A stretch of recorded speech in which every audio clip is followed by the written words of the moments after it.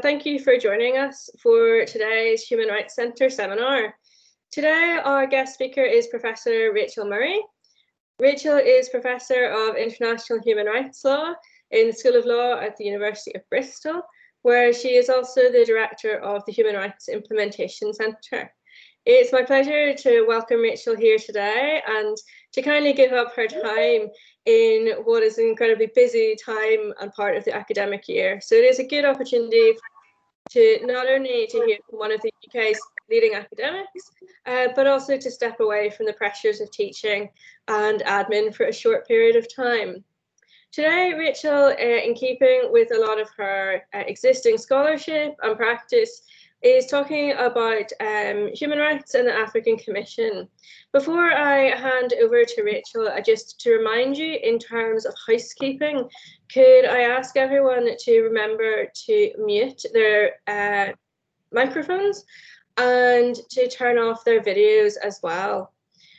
Once Rachel has finished, we will have time for questions and answers. But of course, if there's anything that comes to mind as we go through the presentation, please feel free to use the chat function and I will do my best to moderate that at the end. So for now, I'm going to hand over to Rachel. And Rachel, the floor is yours. Thanks ever so much. Can you hear me okay? Yeah, absolutely. Yep. Great. Yeah, and I'm really sorry I'm just not able to come to Belfast. I used to work at Queen's years and years ago, so it would have been a really nice opportunity to come up and say hello in person, but I guess this is the next best thing. I'm going to try and share my PowerPoint presentation with you, which might make it slightly less dull than just listening to me and looking at me the whole time. Okay. Okay. I hope everybody can see that. Okay, I'll just keep going and please jump in and shout if you are missing anything. So let me start this PowerPoint.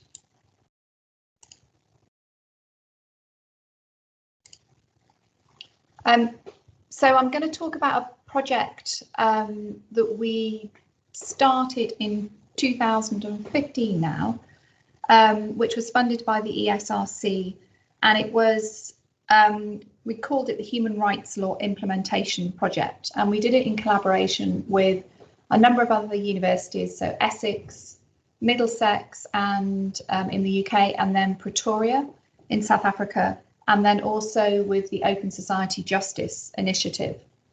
And the purpose of this was to actually get a real sense of what happens when decisions and judgments are adopted by supranational bodies, whether that's UN treaty bodies or the regional commissions and courts. So the Inter-American Commission and Court, the European Court of Human Rights, and then the African Commission and Court. And we chose 3 states from each region. And then we looked at a range of decisions and judgments that have been adopted against them, going back to up to 10 years where feasible. And then we looked at the reparations that were ordered or recommended in those decisions, and we tried to track whether they'd actually been implemented or not. So if the Commission, African Commission on Human and People's Rights, for example, had said that an individual needed to be paid compensation, we tried to find out if that happened and how long it took and so on. So we were basically looking at decisions, for those of you who don't know the system so well, decisions from the African Commission and the African Court on Human and People's Rights, which are the ones I'm going to focus on today.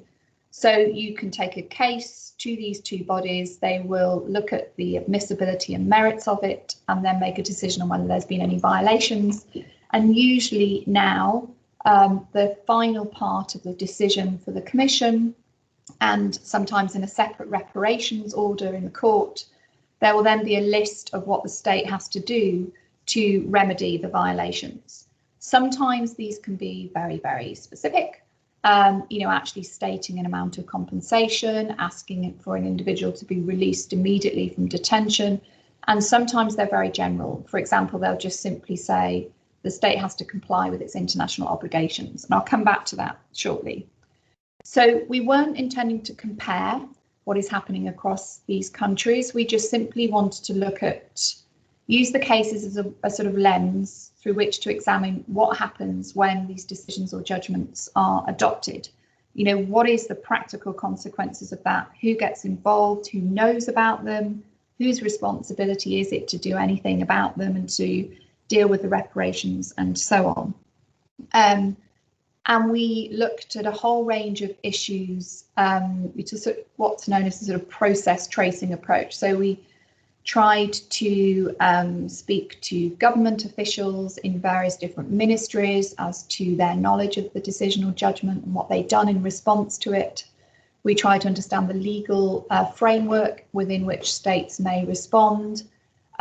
We looked at any media attention given to the decision or judgment when it was adopted, and subsequently we looked at the political context in which these decisions and judgments were happening, a whole range of other issues.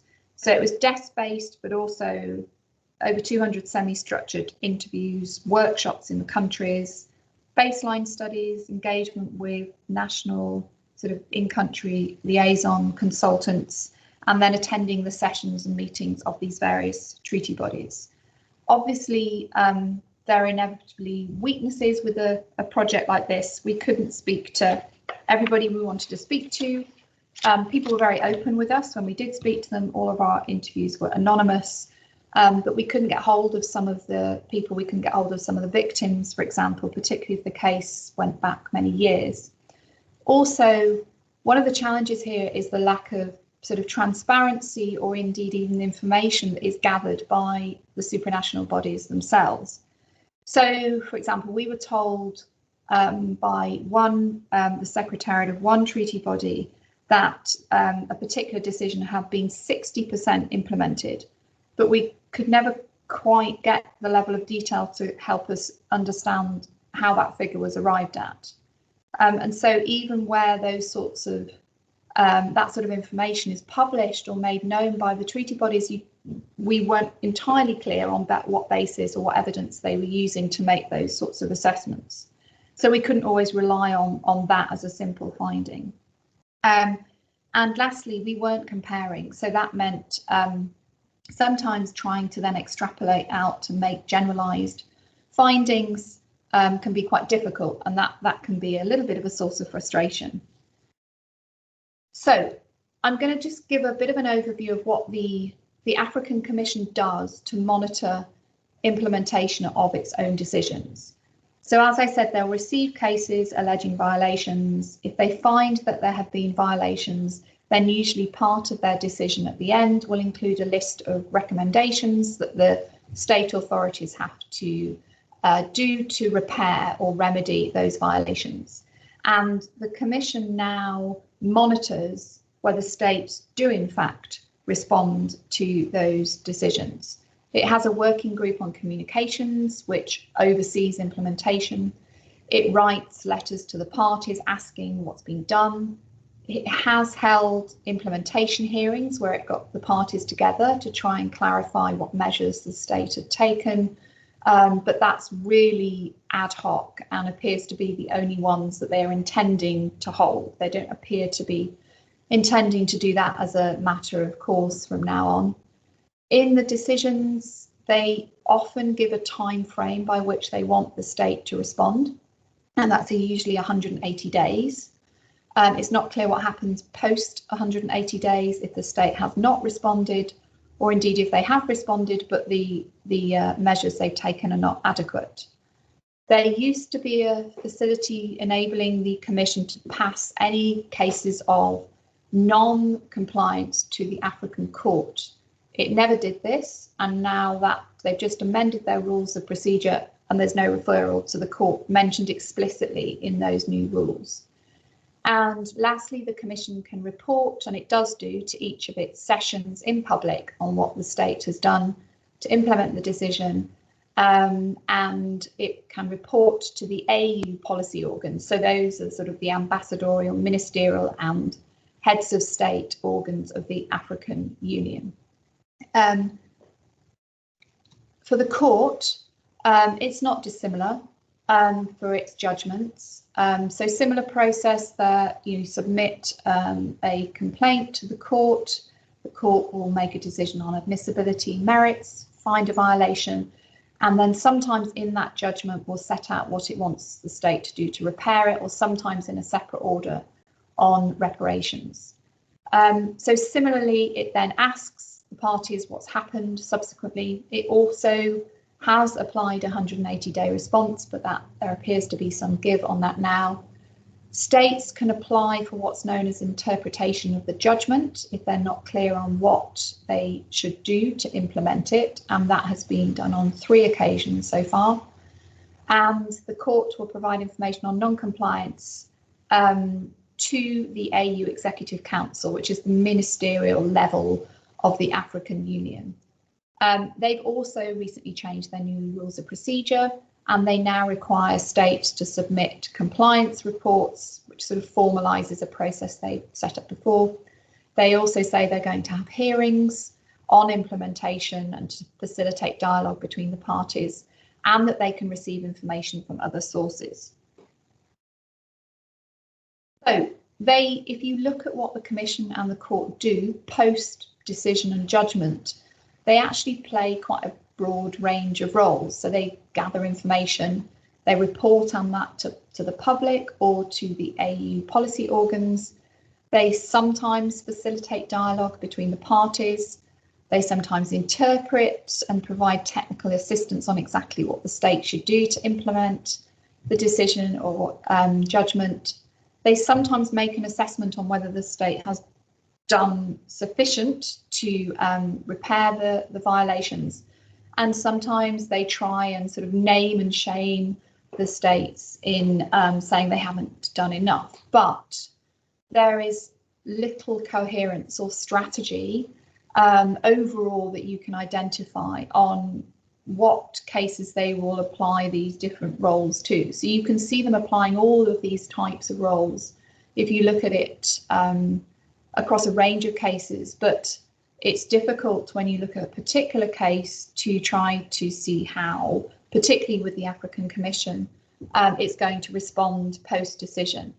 And part of that is to do with resources, with information gathering, actually getting information on what measures the states have taken to actually implement these decisions is extremely difficult. And we had a whole project devoted to doing just that. And the Commission and the court don't have that level of resources to enable them to do that on a systematic basis. So you've got that issue. The other challenge with the system at the moment is that in part it gives a role to the African Union policy organs, the ministers, the ambassadors, and ultimately the heads of state, to actually question states or ask them about what they've done to implement these decisions and then take action against them if they've not done so. And the difficulty in the last few years is that there is increasing attempts by the AU policy organs to interfere in the independence of these two organs. And so actually expecting a coherent and effective system which monitors what states are doing in that climate is going to be very difficult. So I'm just going to talk a little bit about some generalised findings that we got from looking at the cases that we did in the African context, and just raise some of these with you. This is not everything, but I hope it would just give you a bit of a flavour about what we've discussed.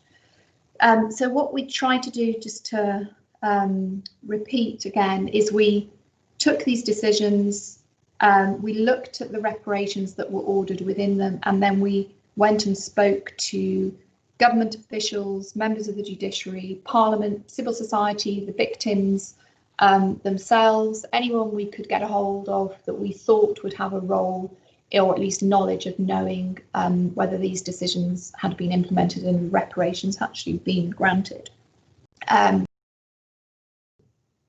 The sorts of reparations that the decisions and judgments covered were things like payment of compensation, releasing individuals from detention, amending legislation, or adopting new legislation, and so on, and a number of additional ones. But that gives you a sort of flavour.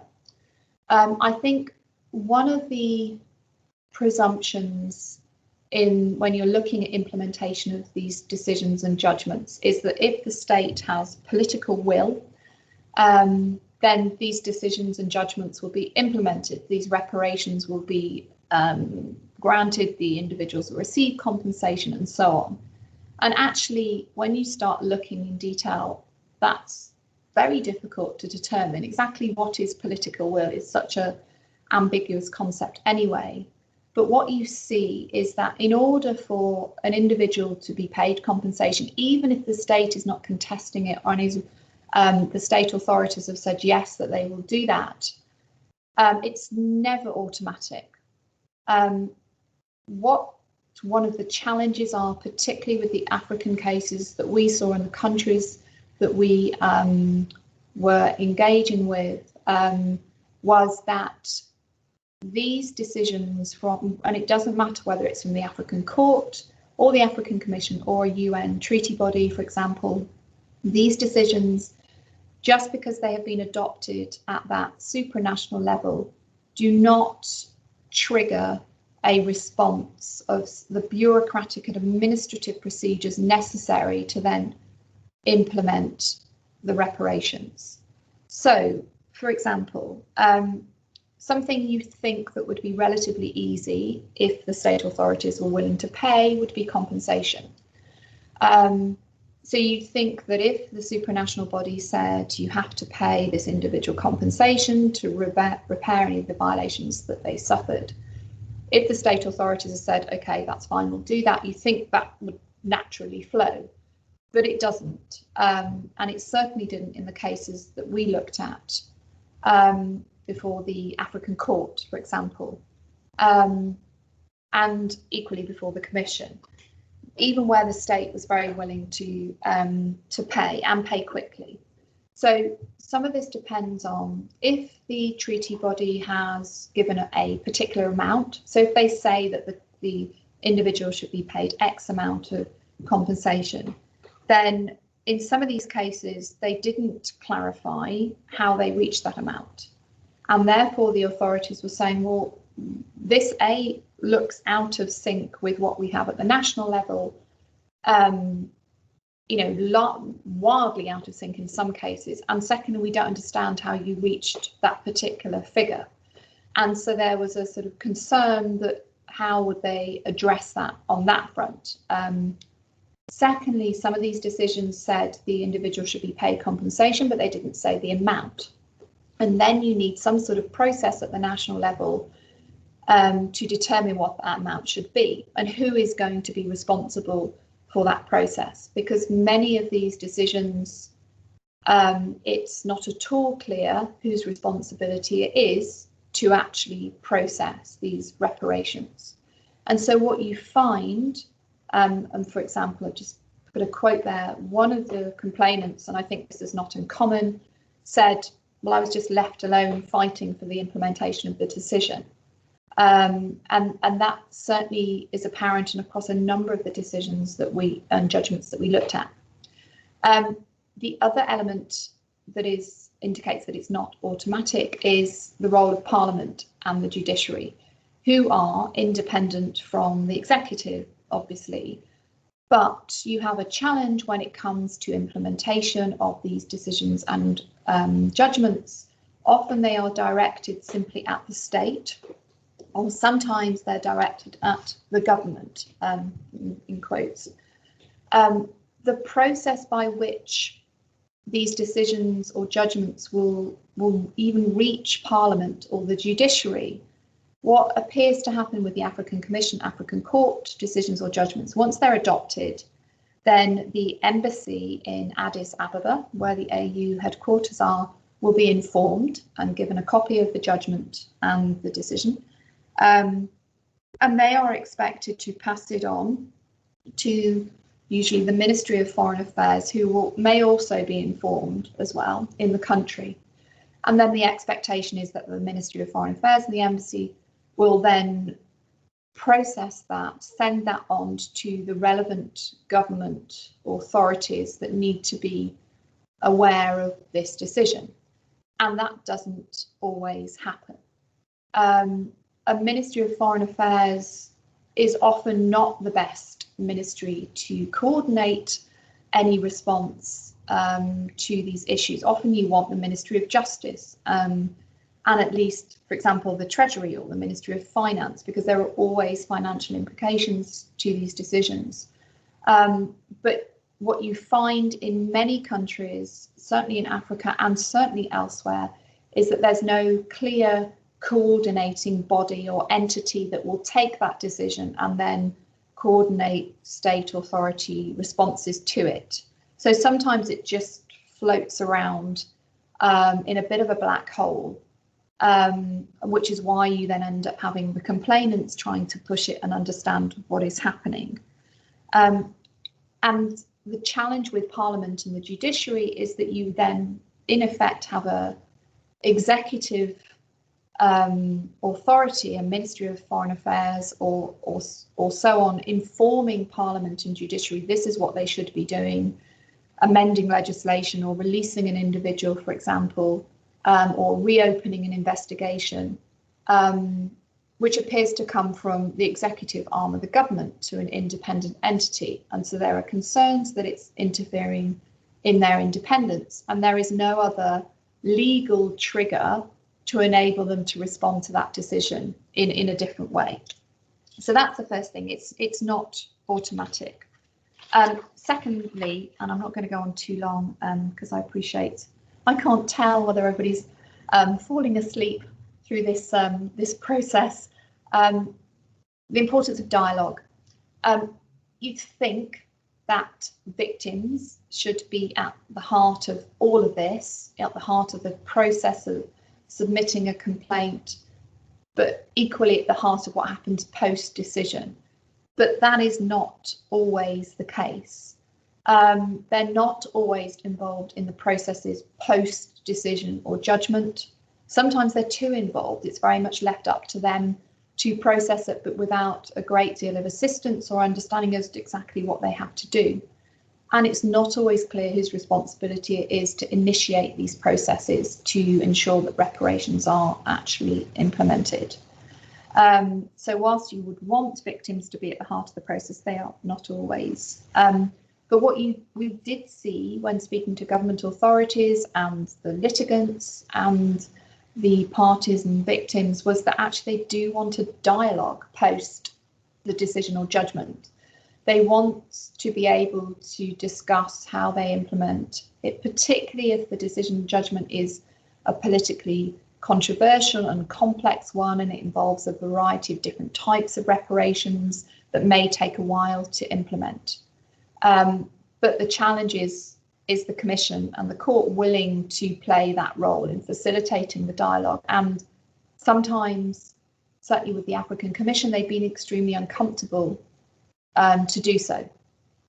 And lastly, they may want a dialogue because actually what they're supposed to do to remedy the violations is not at all clear. So as I said before, the decision can be very specific about what the state should do, but equally it can be rather vague. Sometimes it can be too specific or completely unrealistic because it fails to acknowledge the political context or the challenges in that particular country. I'm not trying to excuse violations that have occurred or the responsibility of the state to address those and remedy them, but by giving this 180-day reporting requirement and then no real clarity as to what happens after that date, if you've got an extremely complex, politically, historically controversial decision. So one of the ones we looked in Cameroon, for example, is in relation to discrimination against the Anglophone population in the country on a variety of different in a variety of different ways, and that's historic. It's sort of colonial context. It's hugely politically contentious. saying that in the decision that the government should not discriminate against individuals and report back in 180 days is arguably not particularly helpful and is not necessarily going to assist the state in going forward. My last point I want to make is about visibility and transparency. As I said, sometimes these decisions are just simply not known, even among the state authorities. They don't get passed down the line. The process and procedures that are needed to implement the various forms of reparation, sometimes not known, not even by government officials themselves, let alone by the victims or litigants. Sometimes there's a lack of knowledge or visibility on the measures that have been taken by the authorities. So actually, what we did find was where we'd expected there to have been little or no implementation of a particular decision or judgment, actually there was some, but it was just not always made visible. And you know, as somebody said to us, well, the state does good things, but they don't always tell us. Sometimes there's clearly a need for quiet diplomacy in certain situations, and that's as it should be. But a lot of these things are not necessarily covered up, but they're just not, people are not informed, information does not get passed on. And consequently, what you then have are rumours about what the state has or hasn't done without any clear evidence either way or official statement. We're now for looking at issues to do with implementation of these decisions and judgments. When we started this project, it was quite a good time to talk about implementation in 2015, which seems like a very long time ago.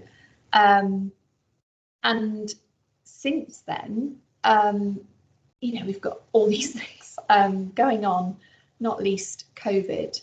But it has been, over these last few years, a massive reduction in resources for supranational bodies, an increase in threats to their independence, certainly in the African context. And actually, as you try and engage with the Commission and the Court and others around looking at implementation, it's often seen as something extra that they have to do. And you know, as 2 treaty body members said to us, they thought implementation was overrated or secondary, something that they didn't need to prioritise, particularly in the current context, given all of the challenges that they're facing. But I think what our project also found was actually implementation is so important. We did see victims have received various reparations.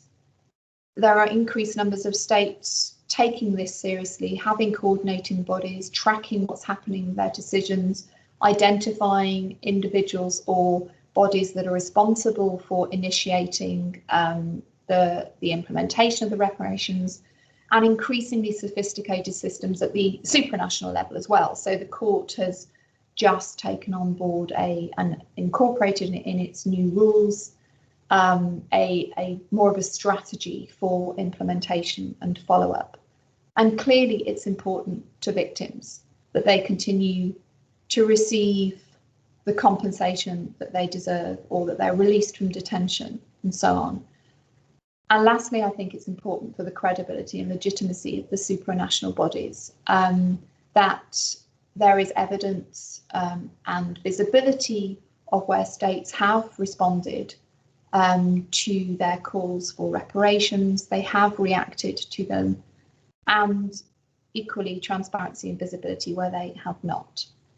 So I'm going to stop there and stop sharing my screen and just hand it back to you for questions. Thank you.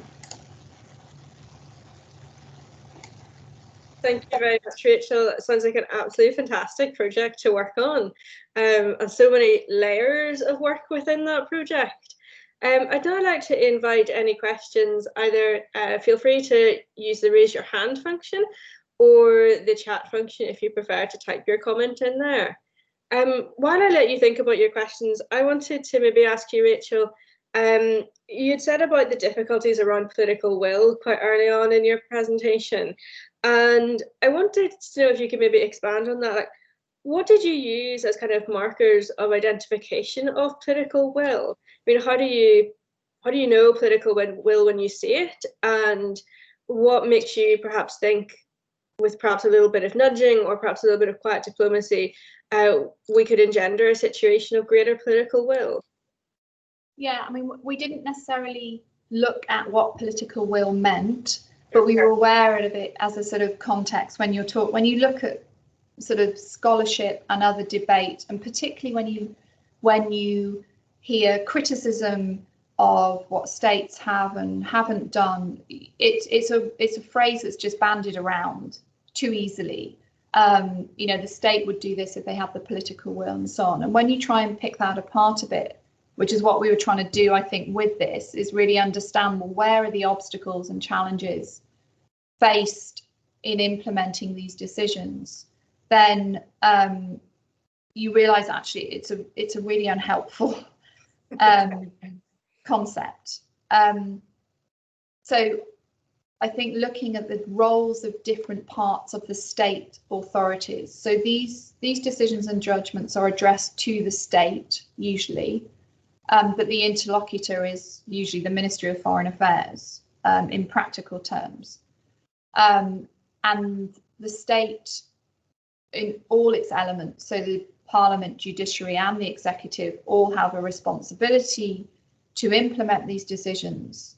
But I think that given that they come via the medium of the executive, that raises challenges as well. So I think we didn't look at political will as such. We didn't try to break it down. We were just aware that it was there as a backdrop of trying to understand the complexities of what is happening at the national level. And I think, I wasn't aware of these things. I sort of look back now and think, how could I have been so naive? But I didn't really think through the processes of what happens to these decisions. And often it is just an administrative process. It's just that there's no legal trigger, in the same way they might be if you had a national court decision which said release an individual, for example. Some process would then be developed as a result of that, but you don't have that at the from supranational bodies, whether they're a court or commission. And there are various tools to try and address that, which have been used in some countries, but they are definitely the exception rather than the rule, and they tend to be quite tightly prescribed. Okay, thank you. Really like that idea of political will as being an unhelpful concept, because as you know, it's something we hear a lot about here, but yet what does it mean, and is it actually meaningful? So thank you for that. Do we have any other questions or comments for Rachel?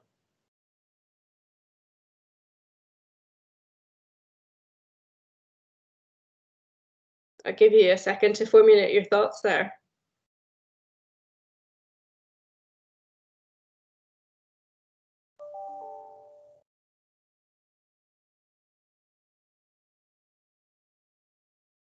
Are we sure? Everyone is very quiet this afternoon.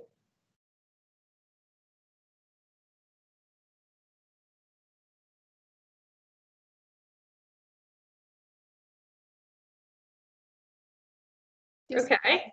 Oh. Just to say, no, I was just going to add that we haven't produced this as a book or one big report. We've got a series of different outputs, and we've got a website that you can access that. But we've, in great timing, last week, the Journal of Human Rights Practice, we have a special issue with them, which is publishing a range of the outputs from that, and that came out last week. Okay, yeah, I've seen it circulating on Twitter, so I think that's probably something we could flag up afterwards today. We do have a question there from Lorraine, and Lorraine is asking, what role is there for civil society, particularly NGOs, in relation to implementation? Yeah, I mean, this is a really interesting from a lot of different perspectives. So certainly in the African context, with the African Commission particularly, most of these cases will have some civil society engagement themselves. So civil society organisations would have bought the case, or at least assisted in bringing the case in the first place, or would be behind the scenes sort of giving advice. And so I think in the African context of the sorts of cases that we were looking at, what didn't seem to happen is that, and this is changing, is that a case would be bought, whether it's strategic litigation or whatever, but often it is strategic litigation because of the types of organisations bringing these cases. We found that actually, if issues around implementation were thought about at the very start of bringing the case, rather than something that you think about post-decision and post-judgment, then actually you can avoid some of the challenges with this. So to give an example, I think many years ago, people didn't really think about the reparations side, or what they wanted the commission or court to require the state to do to remedy the violation. They would think simply about, can we get a decision that says this individual has suffered violations, or this group of individuals has suffered violations. Whereas now I think there is a recognition that you need to ask the victims what they would like from the case, what they want the reparations to be, but you also need to put that in the decision at an early stage. So litigating before the African Commission, there's no separate reparations procedure. You have to submit it when you submit your make your submissions on the merits, and that's quite early on, and it can be several years before the case is actually decided. But if you don't ask it then, you might not get, and you may leave it up to the commission to decide what it thinks would be appropriate, and it may end up giving you a very vague or very little reparations. Whereas if you can say at that merit stage, if the commission finds violations, we want the commission to call on the state to do X, Y, and Z, then you can craft something quite interesting. To give you an example, it's not a well publicised case, largely because it keeps dropping off the commission's website, but there was a case against the DRC, which is known as the Kilwa case, which was brought by the Institute for Human Rights and Democracy in Africa a few years back. And it's to do with mining in the DRC. And they incorporated into their decision, into their submission to the commission, that if violations were found, what they wanted was to have to call on the state to set up some form of committee to then take responsibility for the implementation of that decision. And that should involve a member of the African Commission themselves. And then they had a bunch of other sort of reparations. So they crafted that and input that in early on in the process, and the Commission took that on board and adopted it. And I think that was a really useful tool. So I think that's what civil society can do if they're actually engaged in the litigation. If they're not outside that, I think there are different actors that need to be involved post-decision. And they're not necessarily the ones that were involved pre-decision, and actually finding allies and friends in the country, because some of these cases are litigated from outside of the country. They're litigated by organisations that are not in the country that the case is against, and so then finding allies within the country post-decision to try and help implement it. And to give you an example, there were cases brought against Burkina Faso before the African Court. One of them to do with defamation against a journalist. And the case was litigated by an international organisation. And then post-decision, because there'd been quite a lot of interest by press associations within the country about what was happening to one of their journalists, they were a good ally in trying to push through and keep pressure up on the Parliament in particular in terms of getting legislation through. So I think there are a variety of different ways of civil society being engaged, but they're hugely important in the African context. Super. Thank you very much. Do we have any other questions?